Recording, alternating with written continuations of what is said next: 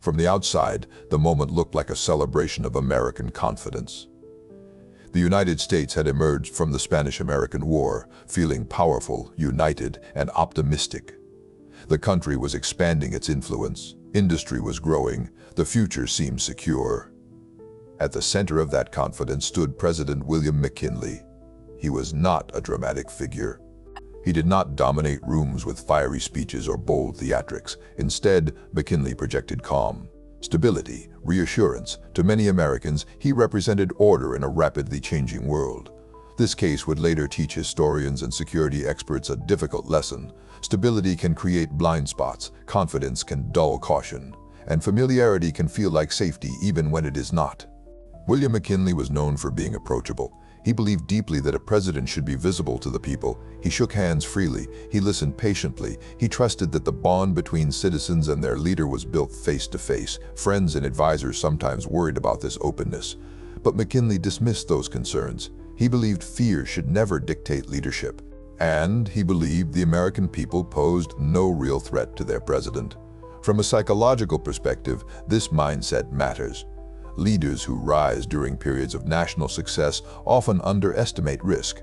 When danger feels distant, warnings can seem exaggerated. Experts later pointed to this pattern as a recurring theme in political security failures. In early September of 1901, McKinley traveled to Buffalo, New York. The city was hosting the Pan American Exposition, a massive World's Fair designed to showcase progress, technology, and unity across the Western Hemisphere. The exposition was a symbol of optimism. Electric lights illuminated buildings at night. New inventions were proudly displayed. Music filled the air. Crowds arrived from across the country, eager to witness the future. McKinley's visit was meant to be a highlight of the event. His presence alone guaranteed record attendance. People wanted to see the president who had guided the nation through war and into prosperity. On the evening before the incident, McKinley delivered a major speech at the exposition. More than 116,000 people gathered to hear him speak. The atmosphere was enthusiastic, almost festive. Nothing about that night suggested danger. The crowd was large but orderly. Security appeared sufficient. Applause drowned out any lingering doubts. But subtle warning signs were already present. Public events of that size create complex security challenges. Movement becomes unpredictable. Individual behavior blends into the mass. From a safety perspective, crowds offer both protection and concealment. Security experts later noted that McKinley's schedule was demanding. Fatigue can reduce situational awareness. Repetition can normalize risk. When events go smoothly again and again, vigilance fades. And then there was the next day. September 6th began hot and humid. Temperatures climbed as the morning wore on. Visitors moved slowly between buildings, seeking shade and refreshment.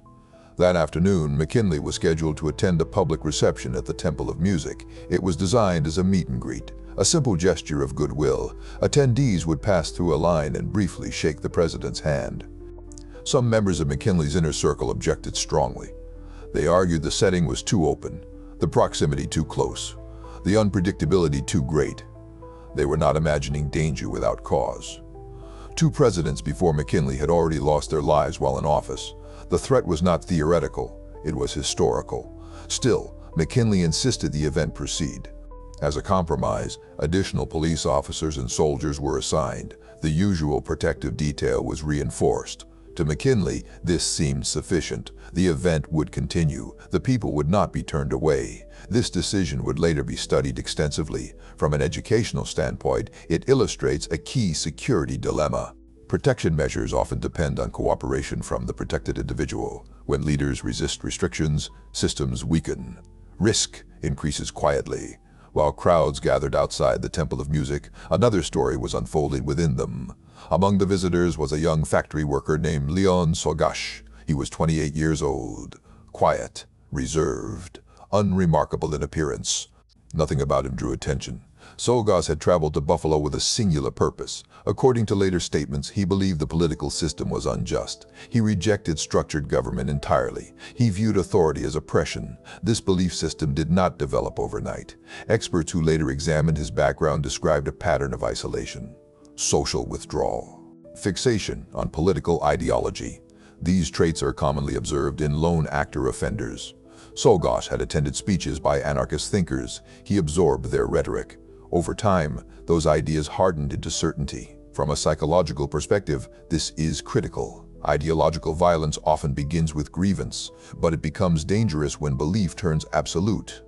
When opposing views are no longer seen as human, but as symbols. Czolgosz believed the president represented everything he opposed. He studied McKinley's movements. He followed news reports. He blended into crowds without difficulty. No one noticed him. No one questioned his presence. He prepared carefully, but simply. He did not need elaborate tools. He needed proximity. And proximity was being offered willingly. As the afternoon progressed, visitors lined up inside the Temple of Music. The space echoed with conversation and anticipation. People wiped sweat from their faces. Some held handkerchiefs to manage the heat. This detail would later matter. Security personnel scanned the line, but their task was difficult. Everyone appeared ordinary. There were no obvious threats, no raised voices, no visible agitation. Czolgosz waited patiently. He wrapped his hand in a white cloth, making it appear as though he was protecting an injury or wiping sweat. In the heat of the room, this did not seem unusual.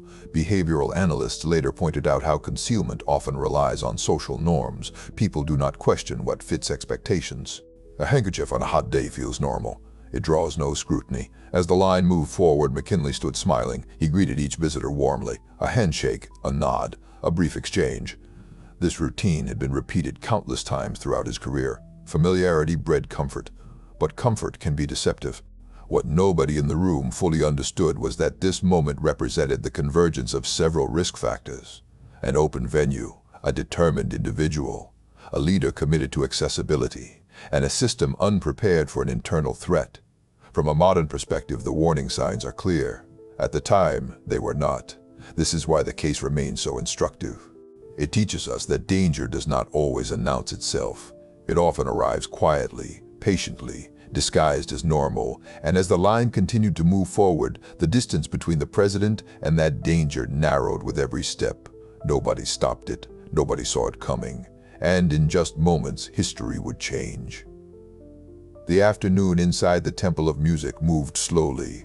Heat lingered in the air. The sound of footsteps echoed softly across the polished floor. Visitors advanced in single file, each person focused on the brief moment ahead. A handshake, a smile, a story to tell later. President McKinley stood at the center of the room, composed and unhurried. He showed no signs of strain. To observers, he appeared calm, even relaxed. This was familiar territory for him.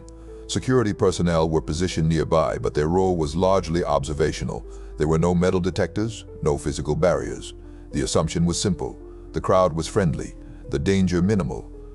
This assumption would prove costly. From a security psychology standpoint, meet-and-greet events create what experts call a trust bubble. When leaders repeatedly experience positive interactions, risk perception drops. The environment begins to feel controlled, even when it is not. As the line advanced, Leon Czolgosz stepped closer. He kept his head slightly lowered. His movements were controlled. There was nothing erratic about his behavior. To trained observers, this calm would later stand out. People often imagine threats as chaotic or visibly nervous. In reality, determined individuals frequently appear composed. Purpose can mimic confidence. Czolgosz waited. Each handshake before him lasted only seconds. The president smiled. The visitor moved on. The rhythm remained steady. When Czolgosz reached the front of the line, he raised his wrapped hand slightly, as if to shield it. McKinley extended his right hand without hesitation. This was the moment of contact. What followed unfolded faster than most witnesses could process. A sudden sound, a sharp disruption to the routine. Confusion rippled outward from the center of the room. For a brief instant, there was silence. McKinley did not immediately fall. He stood still, stunned. People nearby froze, uncertain of what they had just heard. The crowd struggled to interpret the interruption. Then movement erupted. James Parker, a large man standing close by, reacted instinctively. He struck Czolgosz, knocking him backward and preventing further action. Soldiers and police rushed forward, forcing Czolgosz to the ground. The scene became chaotic. Voices rose, bodies pressed inward. Fear replaced anticipation. In the middle of it all, McKinley spoke. Despite his injuries, he urged those restraining Czolgosz to stop. He did not want violence inflicted in response. Even in that moment, he remained composed. This detail is significant. Psychologists later noted McKinley's response as consistent with his personality: calm under pressure, empathetic, focused on order rather than retaliation. Within moments, McKinley was guided away from the crowd. Supporters cleared a path. He was transported quickly to the exposition's medical facility. The Temple of Music fell silent. Outside, confusion spread. News traveled rapidly through the grounds. Rumors multiplied. People struggled to understand what had happened. At the hospital, doctors moved swiftly. Medical knowledge at the turn of the century was limited by modern standards. Diagnostic tools were basic. Surgery relied heavily on visual inspection and experience. Surgeons worked to address McKinley's internal injuries. One wound was treated successfully. Another proved more difficult. They were unable to locate a projectile that had entered his body. At the time, this did not immediately alarm them. McKinley was placed under observation. He remained conscious. He spoke with staff. His condition appeared stable. In the hours that followed, optimism grew. Newspapers reported encouraging updates. Officials reassured the public. There was hope that the president would recover fully. Vice President Theodore Roosevelt, informed of McKinley's apparent improvement, left the area to continue a planned trip to the Adirondack Mountains. The nation exhaled cautiously. But beneath that optimism, unseen complications were developing. From an educational standpoint, this period highlights the limitations of early medical intervention. Infection control was still evolving. Internal injuries were difficult to assess. Hidden damage often went undetected until symptoms worsened. As McKinley rested, bacteria began to spread internally. Without modern imaging or antibiotics, doctors had little way of knowing what was happening inside his body. Meanwhile, Leon Czolgosz sat in custody. He was transported to a local jail under heavy guard. Authorities moved quickly to isolate him, fearing mob retaliation. Interrogations began almost immediately. Czolgosz did not resist questioning. He spoke openly about his beliefs. He expressed no confusion about his actions. According to investigators, he framed his behavior as a political statement rather than a personal act. This clarity is important. Experts later explained that ideological offenders often view their actions as necessary, even justified. Remorse is rare. Responsibility is displaced onto abstract causes. Czolgosz told police he had followed McKinley for days. He described earlier opportunities he chose not to act upon due to increased security. This revelation stunned investigators. It suggested the incident was not spontaneous. It was planned, deliberate, rehearsed in the mind long before it occurred. From a prevention perspective, this underscores a critical lesson. Lone actors often test environments before acting. They observe routines. They wait for vulnerability. As news of the arrest spread, public outrage intensified. Anger turned toward anarchist movements more broadly. Fear followed quickly behind. Yet even then, many believed the worst had passed. McKinley was alive. He was resting. Recovery seemed possible. But medicine had not yet caught up to hope. And as days passed, the president's condition began to change, quietly at first, then unmistakably. Detectives began reconstructing the days leading up to the attack. They worked methodically, aware that the nation was watching. Every decision carried weight. Every conclusion would be scrutinized. Leon Czolgosz remained cooperative during questioning. He spoke plainly. He did not evade. He did not attempt to soften his statements. To investigators, this was unsettling. Most offenders minimized responsibility. Czolgosz did the opposite. He described his beliefs in rigid terms. He rejected structured authority entirely. Government, in his view, was inherently oppressive. Leaders were symbols, not people. From a psychological perspective, this level of ideological fixation is significant. Experts later identified it as a form of moral absolutism. When belief systems allow no nuance, violence becomes easier to justify. Investigators traced Czolgosz's movements across Buffalo. Witnesses confirmed seeing him near the exposition grounds on multiple occasions. His presence had gone unnoticed because it was unremarkable. This is a recurring investigative lesson. Threats rarely stand out. They blend in. Czolgosz admitted he had considered acting earlier. He had been present at the train station when McKinley arrived. He had attended the speech the night before the reception. Each time, he hesitated. Security was tighter. The environment felt less predictable. The opportunity did not feel right. This detail mattered deeply to investigators. It demonstrated that the incident was not inevitable. It depended on circumstance. When conditions aligned, action followed. Security analysts later emphasized this point. Violence often occurs at moments of lowered vigilance, not at peak alert. The Temple of Music provided that moment. Attention then turned to the security structure itself. Officers were interviewed, procedures reviewed, decisions questioned. At the time, presidential protection was fragmented. Responsibilities were shared between local police, military personnel, and a small federal detail. Coordination was limited. Authority lines were unclear. This structure created gaps. From an educational standpoint, this case illustrates how layered security can fail without centralized control. More personnel does not always mean better protection. Clarity and coordination matter more. Investigators also examined crowd behavior. Witnesses described confusion after the initial disturbance. Many did not immediately understand what had occurred. Some believed a loud noise had come from machinery or equipment. This delay was critical. Behavioral scientists later explained this phenomenon as normalcy bias. People default to familiar explanations when confronted with unexpected events. It takes time for reality to register. By the time awareness spread, the incident was already over. Czolgosz was charged quickly. Legal proceedings moved with remarkable speed by modern standards. Authorities feared unrest. They wanted resolution. Meanwhile, McKinley's condition worsened. What had seemed like steady recovery reversed. Signs of internal infection emerged. Doctors recognized the severity too late. On the night of September 13th, his condition became critical. Family members were notified. Officials prepared the public for the possibility of loss. In the early hours of September 14th, McKinley passed away, with his wife at his side. The nation entered mourning. For investigators, the focus shifted again. The case was no longer an attempted attack. It was a fatal one. The implications were enormous. Czolgosz was informed of McKinley's passing. His response was measured. He did not express regret. He reiterated his beliefs. This reaction reinforced expert assessments. Ideological offenders often detach emotionally from consequences. Their focus remains fixed on perceived purpose, not outcome. At trial, the process was swift. Evidence was clear. Witness testimony was overwhelming. Deliberation was brief. The verdict was delivered without hesitation. Czolgosz was found guilty and sentenced to death. The legal system moved decisively, reflecting the gravity of the crime and the public demand for justice. But beyond the courtroom, deeper questions emerged. How had this been allowed to happen? Why were warning signs missed? What could have been done differently? These questions would shape policy for decades. From a systemic perspective, the assassination exposed fundamental weaknesses in executive protection.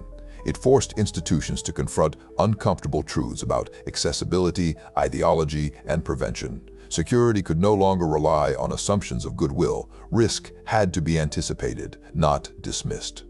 And while the trial concluded quickly, the investigation's true impact was only beginning to be understood, because the consequences of this case extended far beyond one man. They reshaped the presidency itself. The nation responded with grief and disbelief. News of President McKinley's passing spread quickly across the country.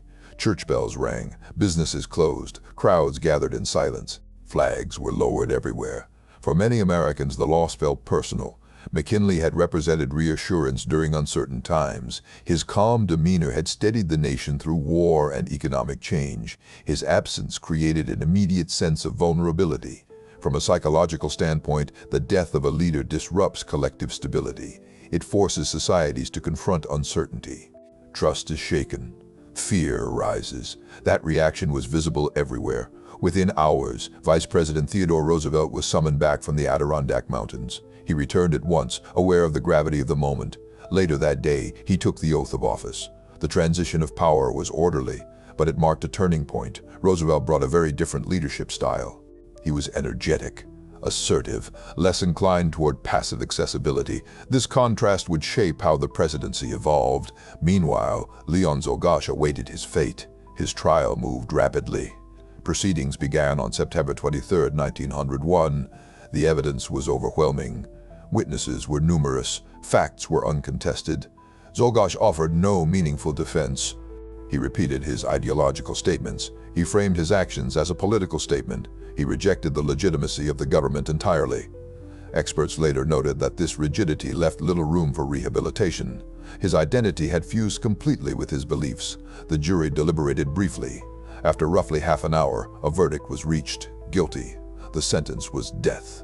On September 29, 1901, Czolgosz was executed at Auburn Prison in New York. The case, legally speaking, was closed, but historically, it was just beginning. The assassination forced immediate changes to presidential protection.